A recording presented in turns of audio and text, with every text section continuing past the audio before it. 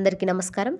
వినాయక చవితి పండగ సందడి ఇంకా మన చెవుల్లో మార్మోగుతుంటే, నిమజ్జనం రోజున కన్నీటి వీడుకోలు మనసును తడిచేస్తాయి. వినాయకుడిని ఎందుకు నిమజ్జనం చేస్తారు? నిమజ్జనం తర్వాత ఏమవుతుంది? ఇలాంటి ప్రశ్నలు మనలో చాలామందిని తొలుస్తూనే ఉంటాయి. నిజానికి వినాయక నిమజ్జనం వెనుక ఉన్న అంతరార్థం 99% మందికి తెలియదనే చెప్పాలి. నిమజ్జనం ఎందుకు చేస్తారంటే, వినాయక నిమజ్జనం కేవలం ఒక ఆచారం కాదు, అది ఒక తాత్విక ప్రయాణం. మన జీవితం కూడా ఇలాంటిదే. పుట్టుకతో మొదలై చివరికి మరణంతో ముగుస్తుంది. మట్టితో చేసిన వినాయకుడి విగ్రహం నీటిలో కలిసిపోవడం, మన శరీరం కూడా ఒకరోజు పంచభూతాల్లో కలిసిపోతుందనే సత్యాన్ని మనకు గుర్తు చేస్తుంది. వినాయకుడి నిమజ్జనం ప్రకృతితో మమేకమవ్వడానికి ఒక చక్కని ఉదాహరణ. మట్టితో చేసిన వినాయకుడు నిమజ్జనం ద్వారా తిరిగి అదే మట్టిలో కలిసిపోతాడు. ఇది మనం కూడా ప్రకృతిలో ఒక భాగమే అనే సత్యాన్ని మనకు బోధిస్తుంది. అన్ని దేవుళ్లను నిమజ్జనం చెయ్యరా? అన్ని దేవుళ్లను నిమజ్జనం చెయ్యరు. ఎందుకంటే కేవలం దుర్గామాత, గ్రామదేవతలు, గణపతి వంటి దేవుళ్లను మాత్రమే నిమజ్జనం చేస్తారు. దీని వెనుక కూడా ఒక అంతరార్థం ఉంది. ఈ దేవుళ్లకు ప్రత్యేక పూజలు, నైవేద్యాలు ఉంటాయి. వీటిని నిత్యం అందించడం సాధ్యం కాదు.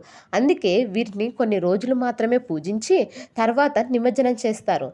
వినాయక నిమజ్జనం తర్వాత ఇంట్లో జరిగే పరిణామాలు ఏంటో ఇప్పుడు మనం క్లుప్తంగా తెలుసుకుందాం. ఆధ్యాత్మిక ప్రశాంతత. వినాయకుడిని భక్తి శ్రద్ధలతో పూజించడం వల్ల ఇంట్లో ఆధ్యాత్మిక ప్రశాంతత నెలకొంటుంది. మనసు ప్రశాంతంగా ఉండి సానుకూల ఆలోచనలు కలుగుతాయి. అడ్డంకుల తొలగింపు కూడా. వినాయకుడు విష్ణుహర్త కాబట్టి ఆయనను పూజించి నిమజ్జనం చేయడం వల్ల జీవితంలో ఎదురయ్యే అడ్డంకులు తొలగిపోతాయని నమ్ముతారు. కొత్త ప్రయత్నాలు విజయవంతం అవుతాయి. సుఖ సంతోషాలు. వినాయకుడు ఆనంద ప్రదాత. ఆయన అనుగ్రహం వల్ల ఇంట్లో సుఖ సంతోషాలు వెల్లివిరుస్తాయి. కుటుంబ సభ్యుల మధ్య సామరస్యం పెరుగుతుంది. ధనలాభం. వినాయకుడిని ఐశ్వర్య ప్రదాతగా కొలుస్తారు. ఆయన అనుగ్రహ వల్ల ఆర్థిక పరిస్థితి మెరుగుపడుతుంది. ధనలాభం కలుగుతుంది. సానుకూల శక్తి. వినాయకుడి ఉత్సవాలు, పూజలు ఇంట్లో సానుకూల శక్తిని నింపుతాయి. ఈ సానుకూల శక్తి వల్ల ఇంటి వాతావరణం ఆహ్లాదకరంగా మారుతుంది.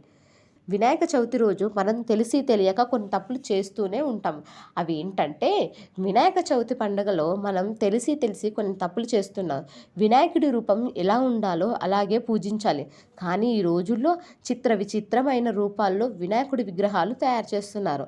సలార్ గణేష్, సాఫ్ట్వేర్ గణేష్, గద్వాల్ కోట్ గణేష్, ఈగా గణపతి, గబ్బర్ సింగ్, బాహుబలి గణేష్, గలాటా గణేష్, స్పైడర్ మ్యాన్ వినాయకుడు, విలేజ్లో వినాయకుడు, బుల్లెట్ బండి వినాయక, ఇలా చెప్పుకుంటూ పోతే ఎన్నో రకాలు. వేద పండితులు ఇలా పూజించకూడదని చెబుతున్నారు. వినాయకుడి నిమజ్జనం తర్వాత ఇంట్లో సాధారణంగా ప్రశాంతత వాతావరణం నెలకొంటుంది. వినాయకుడి పూజలు, ఉత్సవాలు ముగిసిన తర్వాత ఇంట్లో కొంత నిశ్శబ్దత ఏర్పడుతుంది. అయితే భక్తి శ్రద్ధలతో వినాయకుడిని పూజించి నిమజ్జనం చేసినందువల్ల ఇంట్లో సానుకూల పరిణామాలు జరుగుతాయని నమ్ముతారు. మీకు ఈ వీడియో నచ్చినట్లయితే లైక్ చేసి షేర్ చేయండి. మరింత ఆధ్యాత్మిక సమాచారం కోసం మా ఛానల్ని సబ్స్క్రైబ్ చేసుకోండి.